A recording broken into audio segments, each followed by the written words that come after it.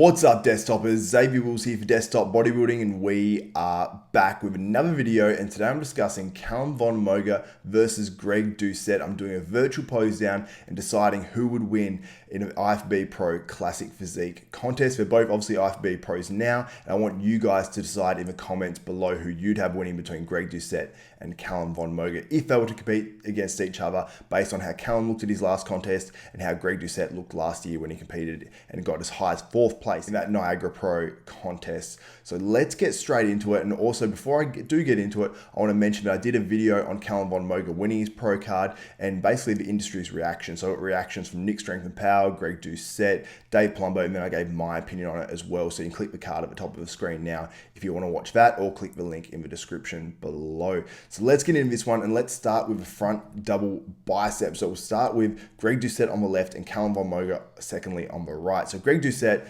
he really has the quads working for him here. The way he's positioned his legs, the way he's got the sweep on the legs, really helps him create that X frame that he's got going on. So he's got obviously the very small waist. He's doing the vacuum on his pose. His rib cage is actually quite big, which is, sort of gives him, I suppose, the old school classic look as well. I think he's really balanced it, and it's a pose that really suits Greg as well. It's one of his best. Now, Calum, on the other hand, this is probably his worst. So I think Greg easily wins this pose in my opinion, but I'll tell you why. So Calum has the big arms, and I've adjusted and scaled this as well. So Calum, he's 6'2", Greg Doucette's 5'6.5". So I've tried to scale it to make Calum look bigger as well and sort of represent his height. Now, I believe he's got his shoulders pulled up on this pose, which really doesn't suit his physique because it makes it look, I suppose, long in terms of like height wise, and doesn't make him look as wide as he really should look. So if he actually pushed those shoulders down and pushed the elbows out to the sides, I feel like he would look a lot wider possibly. But if it is just the way his lats look from the front, then I feel like he's got a lot of work to do on that to, I suppose, bring it up to a level where he can do really well in pro shows. But from where Calum's been from, this is pretty phenomenal. But on this one, I easily have Greg Doucette winning as well, because obviously the legs for Calum really doesn't help him create that X frame. Now the side chest, moving on there. Now this one's a bit of a different story. So Greg Doucette here, one thing I love him is suppose about Greg, his hamstrings. They're ridiculous. Like you can actually see the cables in his hamstrings from the side, which is insane. And you can only normally sort of see that from a back generally, but you can see a few lines going through those hamstrings right there. And overall, it's a balanced shot for Greg. But Calum, on the other hand, is thick. His upper body is stupidly thick, especially for the weight restriction that he had. So his shoulders are huge, his chest looks big, his arms look huge, and then he still has the hanging hamstring as well. So his legs aren't as conditioned from the side as Greg's, but he still has that hang and still has that shape. And I think the size on the upper body overwhelms Greg on this one. So I give the side chest to Calum. Now let's go into the back double biceps. So I'll start with Greg. So the one thing that stands out as well is the hamstrings. He's got cables in the back of his legs there, and it looks absolutely insane. His back's very balanced to his arms, to his shoulders, and just flows really well with his pose for Greg Doucette. Calum, he basically has the huge arms, the huge delts, and the back that's slightly lagging, which does hurt him on this pose. And also from the waist down, he's getting beaten by Greg here as well. So I'd say from the back, he does have probably a thicker back than Greg possibly, but it's definitely not as wide, and it doesn't flow as well into his shoulders and arms in my opinion. And he doesn't have that same detail through his hamstrings, while his legs are hard, and his legs are, I suppose, impressing me more than I thought they would in this contest. But I think he could also maybe push his knees slightly out more and create more of that X frame, but it does definitely look better than his front double bicep. So I give this one to Greg Doucette. So Greg's up to 2 poses to 1. Then we move on to the ab and thigh, and this one was a tough one for me because I couldn't get any really good photos, I suppose, that are comparable. This photo's sort of from the side from Calum, as many of these are actually, to be honest. So I'm only judging off photos and a little bit of video that I've seen, which is hard. But Calum has the abs here that really pop. And that's the thing that I really noticed about Calum in the lineup. He had muscles that popped, whether it's because he shrunk down a bit and he's filled out again and those muscles are really pushing out against the skin and they're rounder and whatnot as well. Or I don't know what it is really, but I suppose the part that he kills it on this one is upper body. The part where he falls down a little bit is the legs. So this one's really tough for me to judge because Greg Doucette, while he's, I don't love the way he holds his legs here. I prefer sort of the way Calum's doing it, to be honest. But his abs are absolutely shredded, and more so the intercostals and serratus and obliques. They're just absolutely detailed like crazy. And Calum has that as well, but I suppose Greg's are just a little bit drier, and that tends to happen with age as well. But the actual abdominals, which are the ones in the middle, I think Calum wins on those. He's got more pop to him than Greg does, and that's generally a genetic thing, to be honest. But I'd say from a waist down, obviously Greg wins this one. So this one for me is a tie. It's too hard to call because, you know, it's one of those ones where you say you'd have to be there, but they weren't even on stage against each other. But I would give this one a tie because it is too hard to tell for me. Now let's move on to the classic pose, and this is, I suppose, the decider because Greg is up 2 poses to 1. If Calum wins this, it's a tie. So let's go into it. So this pose, it's unfair on Calum, so I'll show a different angle, and this angle you can see a lot more, although it is a blurry photo of Calum because I did take this one out of the lineup, but you can see the shape on Calum a lot better here. So what I'd say about this pose about Calum is that it suits him. His shoulders look great here, his biceps look great, and I think the way he's actually hitting it is better than he probably normally hits it, to be honest, or maybe just the other one was a really poor angle, but he looks sensational here. Honestly, I think he looks really, really good. Greg Doucette, on the other hand, very big rib cage. Like I said, on a front double bicep, it really does suit him. So I think he's smart doing the classic pose like this. Although it's not really a traditional classic pose I've seen a lot, I think it really does suit him a lot. He's still got like the X frame in this pose, and I think it looks absolutely killer. So I think both guys look sensational in their favorite classic poses.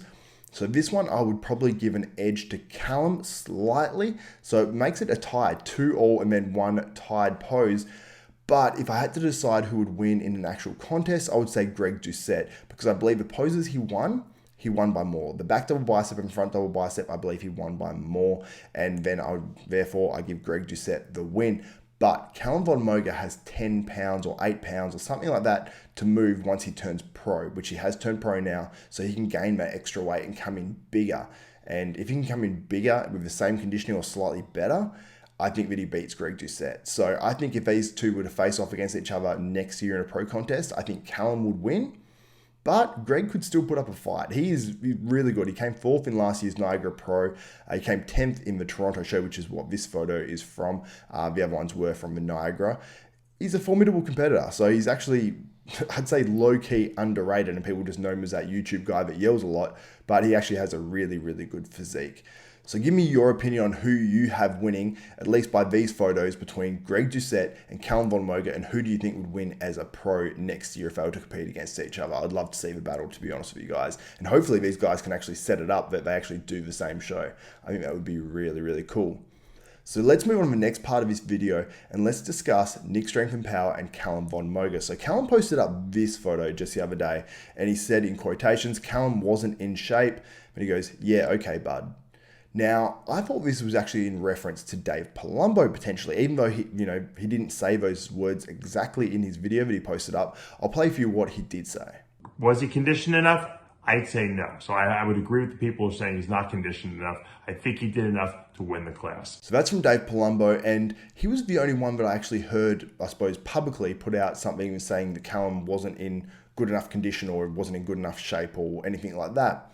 Now, I think that Calum was in good enough shape in terms of conditioning because he was one of the harder guys in his lineup that I saw from all the photos and videos and whatnot as well. So I don't think conditioning was really the issue.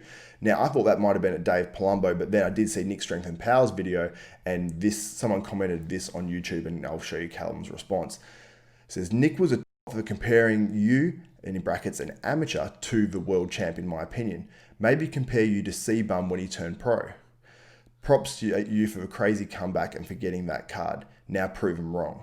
Calum then replies, exactly, comparing apples to oranges. He's a dumbass. So I was surprised to actually see that from Calum. But then Calum hit again. Now, I don't know who this is at. I don't know. It could potentially be at me, but I think my assessment was pretty fair and just, but I assume it's probably Nick Strength and Power. So I'll play that for you now. It's on his Instagram story. There's always got to be someone to talk on you when you do well, you know. That's when you know you're doing well, because you're doing better than them. And they don't like it. Or they're just doing it for their views and the likes, or they just like jacking off in front of their own voice, who knows, but whatever. So Calum's obviously not happy with how I suppose he's been talked about in the bodybuilding media scene, whether it's just by Nick Strength and Power, it's whether it's by others. I think we should maybe give Calum a bit of a break.